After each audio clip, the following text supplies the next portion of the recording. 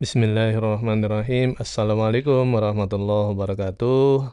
Apa kabar teman-teman? Semoga selalu sehat dan sejahtera. Hari ini Sabtu sore ya, tanggal 26 Juli 2025. Saya izin untuk menayangkan ulang video Pak Prabowo Subianto selaku Presiden menghadiri Kongres PSI ya pada saat penutupan. Dan izin untuk menayangkan ulang dari videonya Partai Solidaritas Indonesia, terus juga menayangkan screenshot dari X atau Twitternya Pak Prabowo ya. Jadi di sini Pak Prabowo cukup lama menyampaikan pidatonya ya kan rata-rata tuh ya 1 jam atau lebih gitu ya. Ada yang sekarang dan ini jadi bahan untuk kritik presiden ya. Karena presiden dianggap nyinyirin rakyat. Yang umumnya itu kan rakyat mengkritik pemimpin.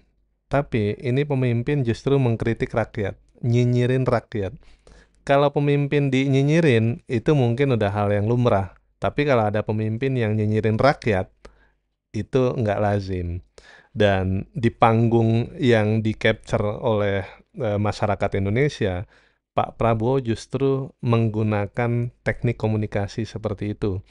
Dan beliau juga menuduh bahwa gerakan-gerakan mahasiswa dan rakyat pada demo Indonesia Gelap itu ada yang ngongkosin para koruptor, katanya begitu. Kalau menurut beliau, Indonesia nggak gelap, Indonesia cerah, kita negara kaya, bla bla bla bla.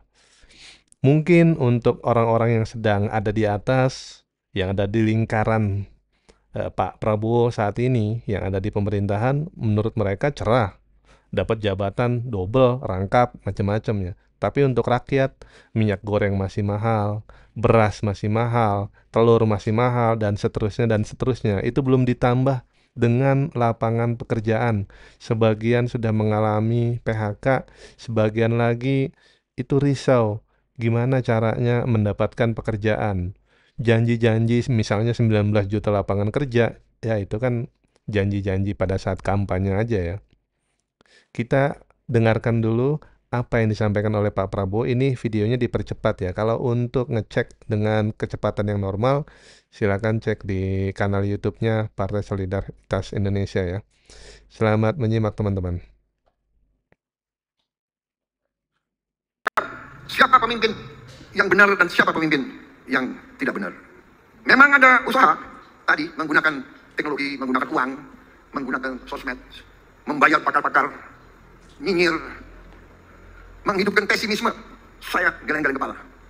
Ada orang-orang yang berperan sebagai orang pintar, berperan sebagai pemimpin, tapi yang disebarkan adalah pesimisme. Indonesia gelap, kabur aja deh, kabur aja loh. Emang gampang loh di situ, di luar negeri di mana loh? Tuh dikejar-kejar di situ. Ini. Dan ternyata memang ini adalah rekayasa. Ini dibuat-buat. Ini dibayar. Oleh siapa? Oleh mereka-mereka yang ingin Indonesia selalu gaduh. Indonesia selalu miskin.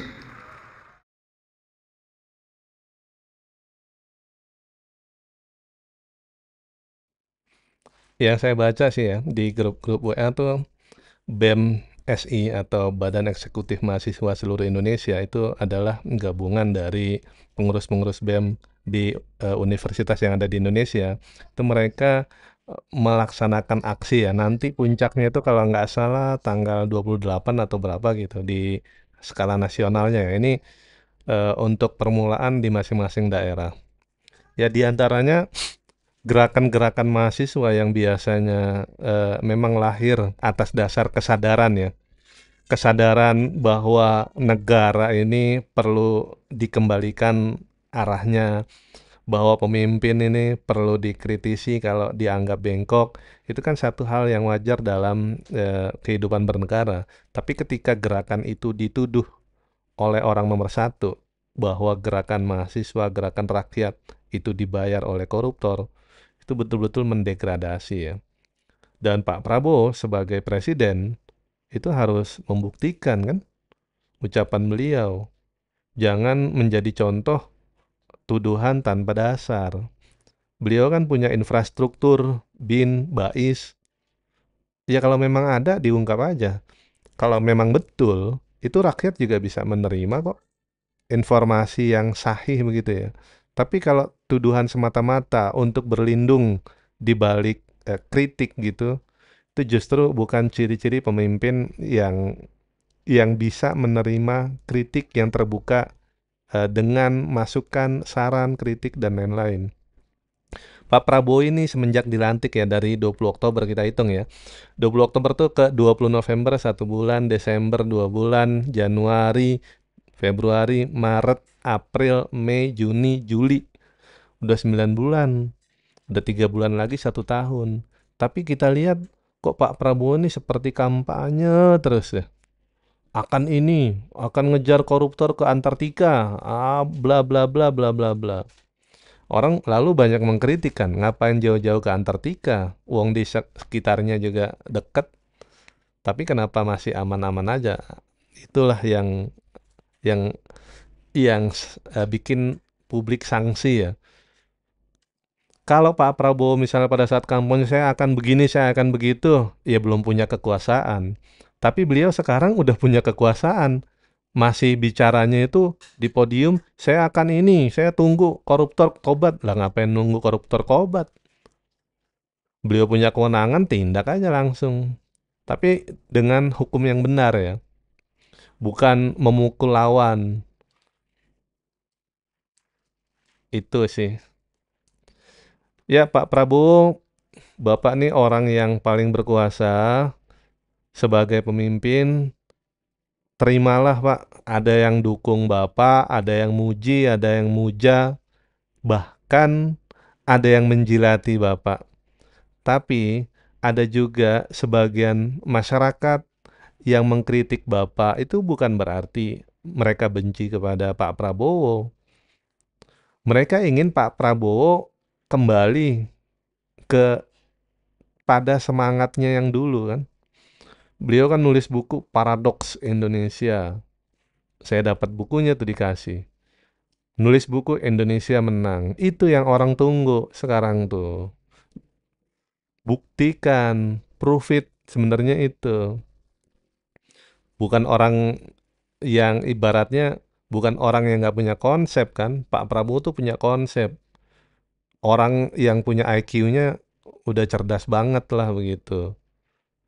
Jangan sampai kata-kata yang beliau sampaikan dalam debat ya, omon-omon, itu justru jadi senjata makan tuan loh. Karena kebanyakan omon-omon kan. Jadi kembali kepada yang ngucapin. Jadilah Pak Prabowo seorang patriot sejati, seorang yang pernah disebut sebagai macan Asia, bukan macan ompong. Seorang yang rela berkorban, kan Pak Prabowo sering sebut. Rela mati demi bangsa ini. Buktikanlah.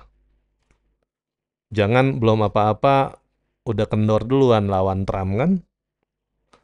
19% ya memang turun tarif dagang dari AS tuh untuk Indonesia 19%.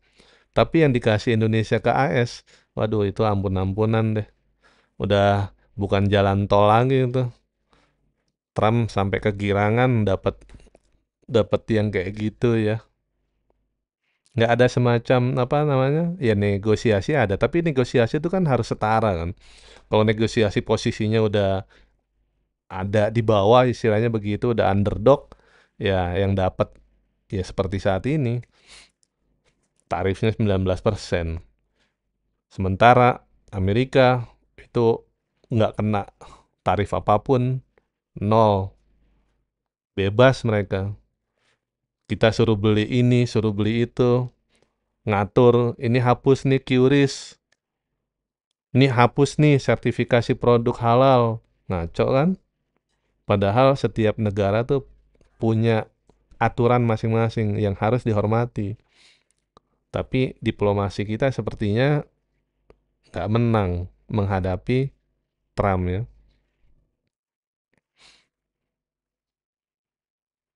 Gitu kira-kira ya teman-teman. Ini ada screenshot gambar ketika Pak Prabowo tiba di Bandara Amman ya, Yordania, Amman Airport. Kata beliau nih tulisannya di X atau Twitter dulu ya. Pada pertengahan tahun 1998, saya dituduh macam-macam. Karenanya, saya memilih untuk mengasingkan diri ke Yordania. Kabur aja dulu gitu. Nah, ini udah dicontohin sama Pak Prabowo. Cuma bedanya Pak Prabowo hidupnya nyaman, punya uang banyak. Nah, kalau kita-kita mungkin seperti yang dibilang sama Pak Prabowo kan, ya kabur aja loh. Emang bisa lu bla bla bla bla bla bla gitu. Ya underestimate lah. Nggak, setiap orang kan beda-beda ya. Kekayaannya kalau Pak Prabowo kan beliau ditawari jadi warga negara Yordan, kekayaannya wah berlimpah, tanahnya luas banget gitu ya. Beda lah sama yang kere-kere gitu ya. Mau kabur, mau beli tiket pesawatnya naik pakai apa gitu, emang pakai daun. Ya itulah. Jadi sebagai rakyat dinyinyirin pemimpin, mungkin ada rasa sedihnya, walaupun itu sebuah kenyataan, tapi di balik itu jelas pemimpin yang nggak peka ya. Orang itu melihat Indonesia gelap karena seperti nggak ada harapan. Harusnya tawarkan melalui program-program bahwa apa yang dilihat gelap oleh sebagian rakyat, ternyata pemerintah punya solusinya. Kemudian orang-orang yang pengen kerja di luar negeri, yang kabur aja dulu lah istilahnya begitu, ya mungkin mereka memang kelas menengah ke atas punya kesempatan untuk eh, membangun karir di sana. Sementara untuk yang lainnya ya paling syukur-syukur bisa muncul 19 juta lapangan kerja kan yang dijanjikan oleh Gibran. Tapi Gibran ini kan anaknya Jokowi ya. Ya kita mungkin pakai rumusnya biar nggak terlalu berharap banget, rumus kebalikannya aja lah ya. Jangan terlalu ngarep banget istilahnya begitu. Syukur kalau nggak ada ya tahu sama tahu lah ya. Itulah kira-kira ya teman-teman ya. Kalau teman-teman ada komentar terkait ucapan Pak Prabowo ini, silakan tuliskan di kolom komentar. Teman-teman mungkin setuju, tuliskan. Nggak setuju, sampaikan. Kita buka ruang diskusi. Nggak ada yang merasa paling benar dan menyalahkan yang lain. Nggak, diskusi aja. Masing-masing kan punya perspektif yang berbeda. Ngelihat dari sini sama ngelihat dari sini tentu beda kan. Yang dilihat dari istana, oh enggak kok, kita berkelimpahan harta. Menurut orang-orang yang di sana perspektifnya.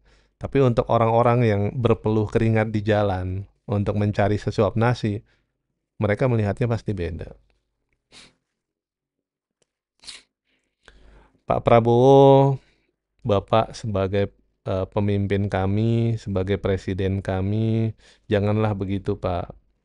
Jadilah seorang pemimpin yang ibaratnya Bapak dikritik apapun Bapak terima aja. Meskipun menurut Bapak menganggap rakyat yang mengkritik itu nggak tahu, terima aja Pak. Ya kan pengetahuan rakyat sama pengetahuan presiden kan terbatas. Presiden punya semua resources untuk mengetahui apa yang ada di negara ini, sementara rakyat terbatas.